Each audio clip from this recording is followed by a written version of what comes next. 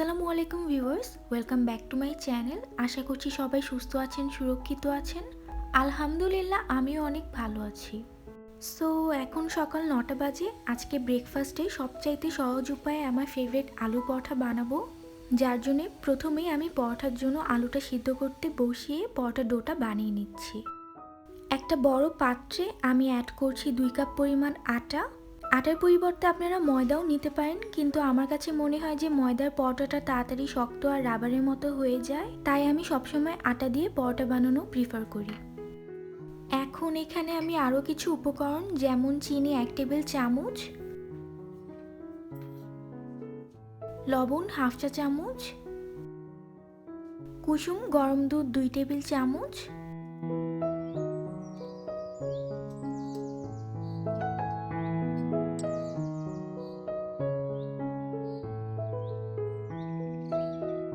আর দিয়ে দিব পানি 1/2 কাপ পরিমাণ কুসুম গরম। পুরো 1/2 কাপ পানি আমি কয়েকবারে অ্যাড করব, কারণ যদি পানির পরিমাণ বেশি হয়ে যায় তাহলে ডোটা ঠিক করতে আরও বেশি আটা মেশাতে লাগতে পারে, যার জন্য যে পরিমাণে চিনি আর লবণ দিয়েছিলাম সেটা ব্যালেন্স করতে একটু কষ্টকর হয়ে যেতে পারে, তাই আস্তে আস্তে পানি অ্যাড করাই ভালো। সো আমি এটাকে 2-3 বারে পানি অ্যাড করে নেব।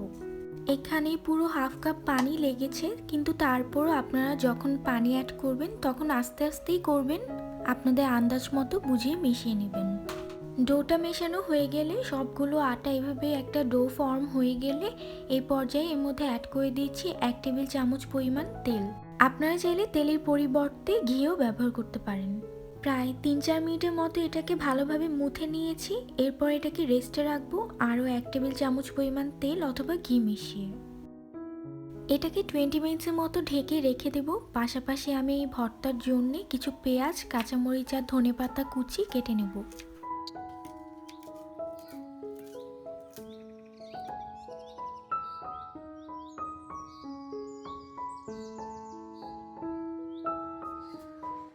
এখানে সিদ্ধ আলুগুলোকে আমি একটা কাঁটা চামচের সাহায্যে ম্যাশ করে নিচ্ছি। আপনারা চাইলে পটেটো ম্যাশার অথবা গ্রেটার দিয়েও এটাকে ম্যাশ করে নিতে পারেন।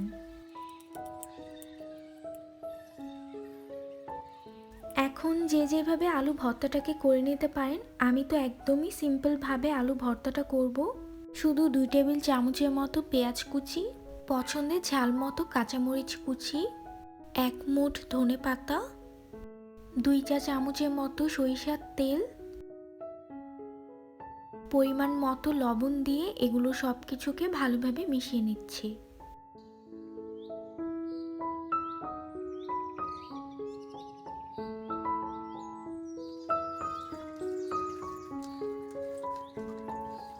ভর্তাটা হয়ে গিয়েছে। এখন যে ডোটা রেস্টে রেখেছিলাম সেটাকে বেলে নেব। আর এটাকে বেলার সময় কোনো এক্সট্রা আটা অ্যাড করা যাবে না। বেলতে অসুবিধা হলে এর মধ্যে একটু তেল অ্যাড করে বেলে নেবেন। বেলার আগে ডোটাকে আমি 3 ভাগে ভাগ করে নিব।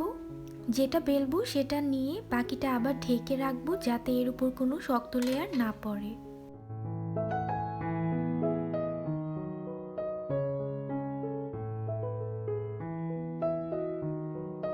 এরপর হাত দিয়ে ডোটাকে চেপে রাউন্ড শেপ করে এটাকে বড় করে বেলে নিচ্ছি।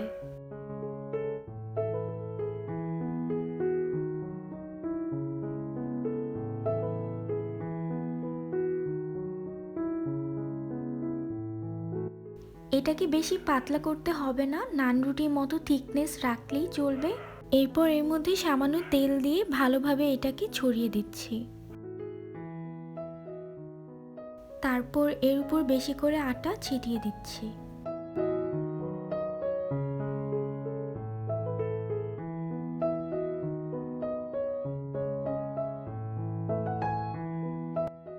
এরপর রুটিটাকে লম্বালম্বি করে রোল করে নিচ্ছি। রোল করার পর এটাকেও 3 ভাগে ভাগ করে নিচ্ছি। এরপর এক একটা ভাগকে এভাবে ডো বল করে নেব। আমি দুটো পরোটা বেলে একটার উপর আলুর মিক্সচার দিয়ে তারপর আরেকটা পরোটা দিয়ে সিল করে নেব, তাই এমন ছোট ছোট করে বানিয়ে নিচ্ছি। এরপর বাকি যে দুটো ডো আছে সেগুলোকেও আমি সেম প্রসেসে বানিয়ে নেব।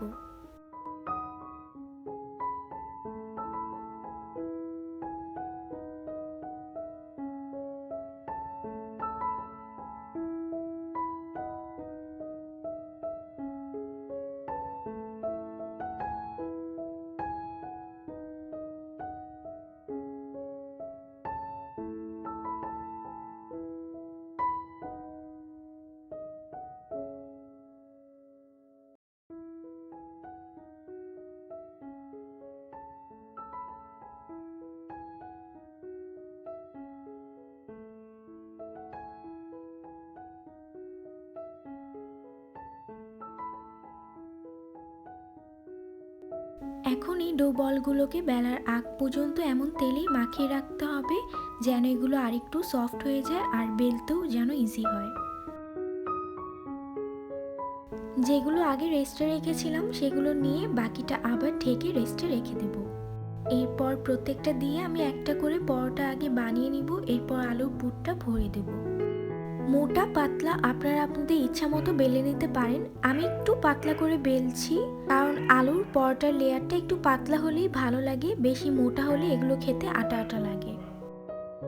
একটা পরোটা বানানো শেষ, এখন এইভাবেই বাকি পরোটাগুলো আমি বেলে নিচ্ছি। সবগুলো পরোটা একইভাবে পাতলা করে বানিয়ে তারপর একটা পরোটার উপর ভর্তাটা দিয়ে সবটুকু পরোটা কভার করে নিচ্ছি সাইডে একটু স্পেস রেখে।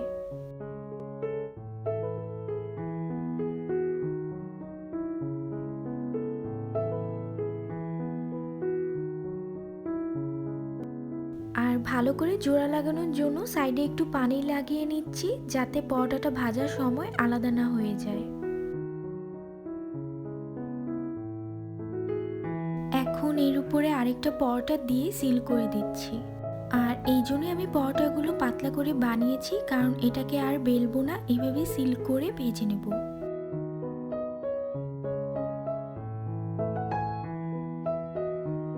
এভাবেই খুব ইজিলি সব পরোটাগুলো বানিয়ে নিব যাতে খাওয়ার সময় গরম গরম এগুলোকে সার্ভ করতে পারি।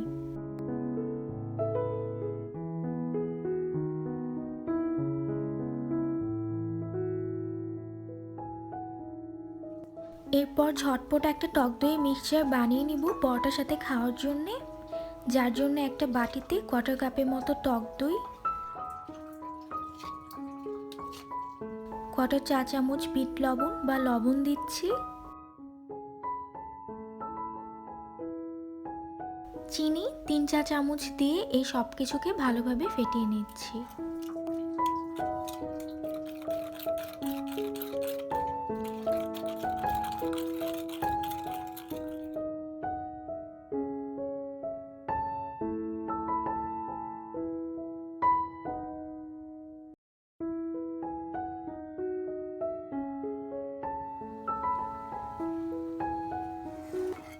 এরপর গরম একটা প্যানে 1 চা চামচ ঘি দিয়ে পরোটাটাকে ভালোভাবে ভেজে নিচ্ছি। আপনারা এটাকে ভালোভাবে সেঁকে তারপরে এর মধ্যে ঘি অথবা তেল অ্যাড করে এটাকে ভেজে নিতে পারেন।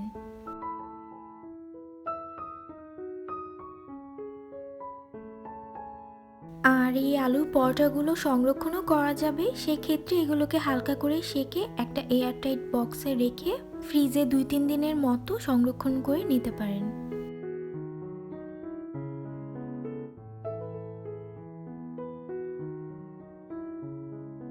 পরোটার সাথে এই ছোলা বুটটাও সার্ভ করেছিলাম, যেটা রেসিপি লিঙ্ক আমি আগেই শেয়ার করেছি আলু টিক্কি চাটের ব্লগে। লিঙ্কটা আমি ডেসক্রিপশন বক্সে দিয়ে দিব, আপনারা চাইলে দেখে নিতে পারেন। সো আই হোপ এই খুবই সহজ আলুর পরোটার রেসিপিটা আপনারা বাসায় ট্রাই করে আমাকে ফিডব্যাকস জানাবেন কমেন্টসের মাধ্যমে, অথবা আমার সোশ্যাল মিডিয়া অ্যাকাউন্টগুলোতে জয়েন হয়েও আমাকে জানাতে পারেন, যেগুলোর লিঙ্ক আমি ডেসক্রিপশন বক্সে দিয়ে দেব।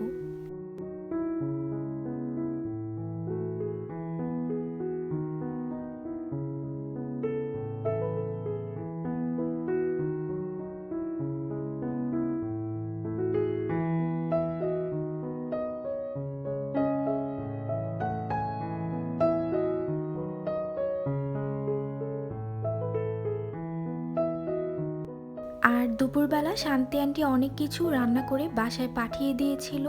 আম্মু ঠাকুরগা গেলে প্রায় আন্টি আপুর আর আমার জন্য রান্না বান্না করে বাসায় নিয়ে আসে। আর আন্টির রান্না তো অ্যাজ ইউজুয়াল অনেক অনেক মজা হয়। সো আন্টি থ্যাংক ইউ এত মজার মজার রান্না পাঠানোর জন্যে।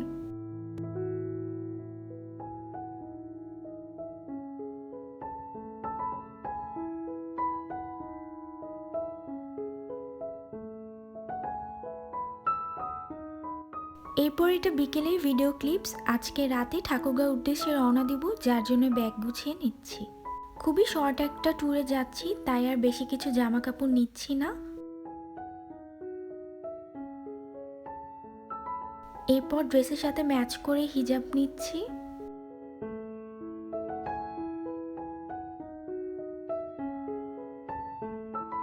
এরপর একটা পাউচে কিছু প্রোডাক্টস নিচ্ছি, যেমন ফেস ওয়াশ, অ্যালোভেরা জেল আর কিছু স্কিন কেয়ার প্রোডাক্টস।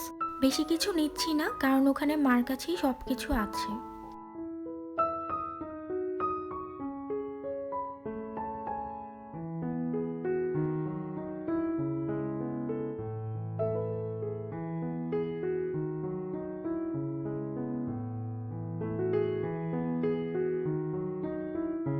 হিজাব পিন একটা ছোট্ট বক্সে নিচ্ছি।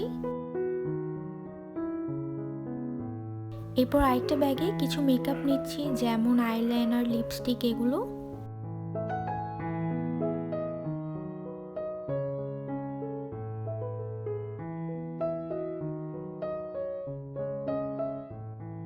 যাওয়ার সময় যে হ্যান্ডব্যাগটা ক্যারি করব সেখানেও কিছু জিনিসপত্র নিয়ে নিব, hand cream, purse, face mask, mask holder আর স্যানিটাইজার।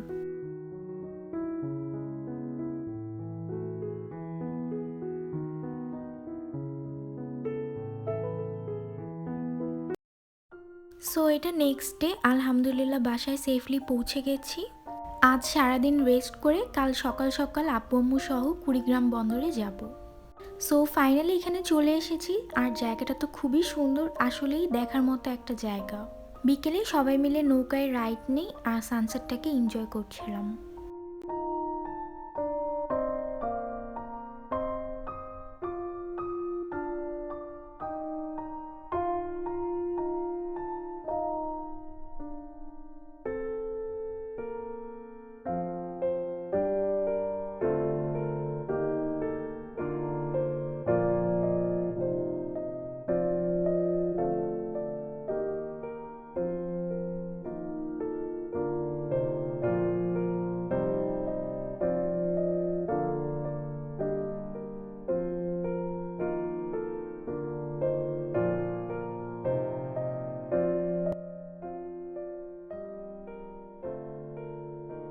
তারপর এটা নেক্সট ডে, আব্বুর সাথে ড্রাইভিং শিখতে বেরিয়েছিলাম। ড্রাইভ শিখে দেন আব্বুর সাথে আমাদের ফার্মে যাচ্ছিলাম। যদিও আমি ঠাকুরগাঁয়ে এসে বেশি ক্লিপস নিতে পারিনি, তাও আমি যতটুকু পেরেছি ছোট ছোট ভিডিও ক্লিপসগুলো নিয়েছি, সেগুলো এখানে অ্যাড করে দিচ্ছি। ইনশাল্লাহ নেক্সট বার আসলে আমি প্রপার একটা সুন্দর ব্লগ আপনাদের সাথে শেয়ার করব।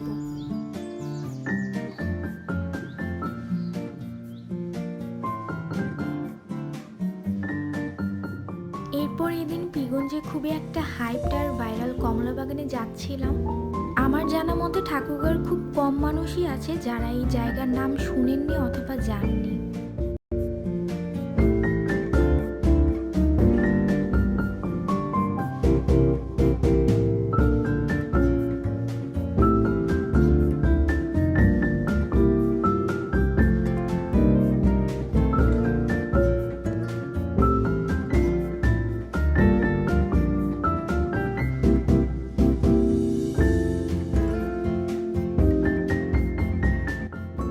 এই জায়গায় আব্বু কিছু ফ্রেশ কমলা কিনছিল। মিনওয়াইল আমি আর আম্মু পাশের একটা সরিষা খেতে কিছু ফটোশুট করি।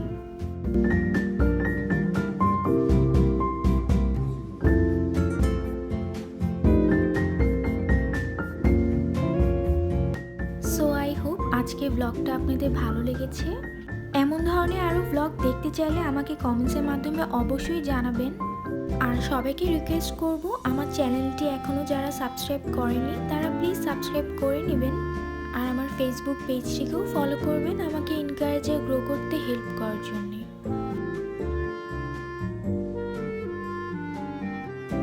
আর সবাইকে আগামী ভিডিওর আমন্ত্রণ জানিয়ে আজকে ভিডিও এখানেই শেষ করছি। আল্লাহ হাফেজ।